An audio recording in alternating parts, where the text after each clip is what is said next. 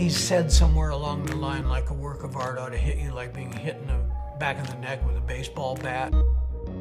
He doesn't want the experience to be pleasant and perfumey. It's supposed to be disturbing at first. Not cheap, shocking disturbing, but just what the hell is going on here? He's a master of filling space, whether it's with sound or light or colour. And the works, although in very, very different technologies and media, speak to each other. We remember as that was bad. He's really inquisitive. Will this work? Will that work? Because it's interesting. What I love about Bruce's work is he basically works with what's there, weaving forms together, trying to find places between the cracks of the art forms, and I think it continues to this day. One of the things that he shies away from is the artist as a kind of big personality. He would rather let the work speak for itself.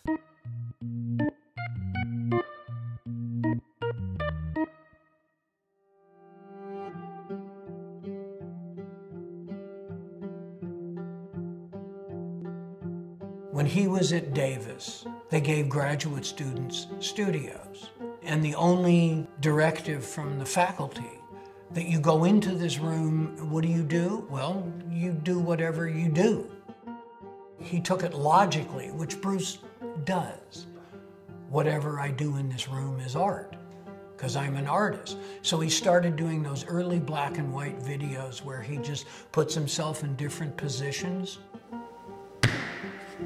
He's making sculpture with the least amount of material that he can make a sculpture with, which is saying, well, what I've got is my own body. I've got me. This is what I've got to work with.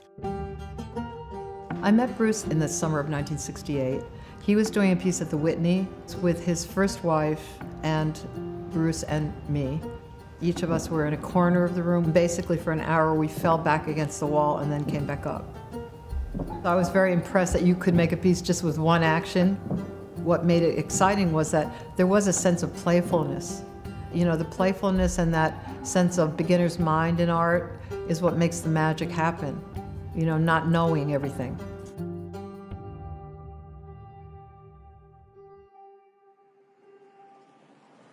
Somewhere about in the early 70s, Bruce relocated from Los Angeles to New Mexico. He likes to be at a distance. He's a loner in the studio, and he goes into the studio and sits and thinks, drinks a lot of coffee. Bruce operates with artist block. Artist block is to him like gesso on a canvas is to a painter. It's the first thing you do. But there has to be a certain amount of faith that something will come. Probably the single most well-known work of Bruce is the spiral neon that says, "The true artist helps the world by revealing mystic truths." I think he's testing that idea. There's that old saying, "Oh, how do I know what I think until I hear myself say it?" Bruce is one of those people of, how do I know that this philosophical idea has any traction to it until I see it manifested out there?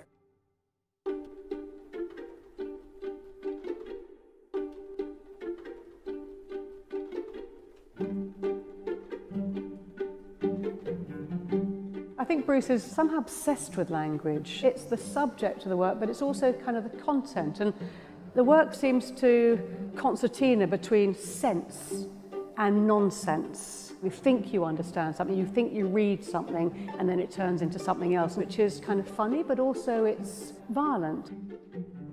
Bruce is interested in a kind of intellectual distance on something that's very visceral. The people poking each other in the eye, and there's the other one, which I find hilarious, is the pornography. But it's in these blinking figures in neon, and he does it in a way that completely drains it and makes it, in a word, slapstick. He's one of the funniest artists there is. Humorous in the sense that the bottom line is that the world is absurd. He's not concerned about beauty. I mean, they're terribly ugly to your Aunt Nellie. Your grandmother Edna would think, well, this is not art.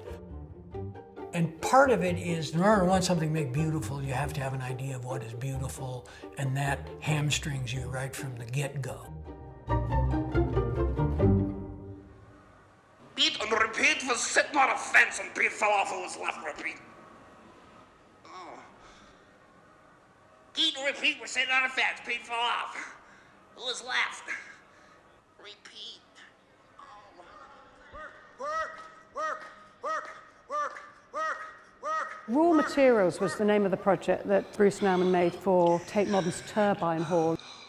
What was sort of genius about Bruce is that he filled the turbine hall with corridors of sound.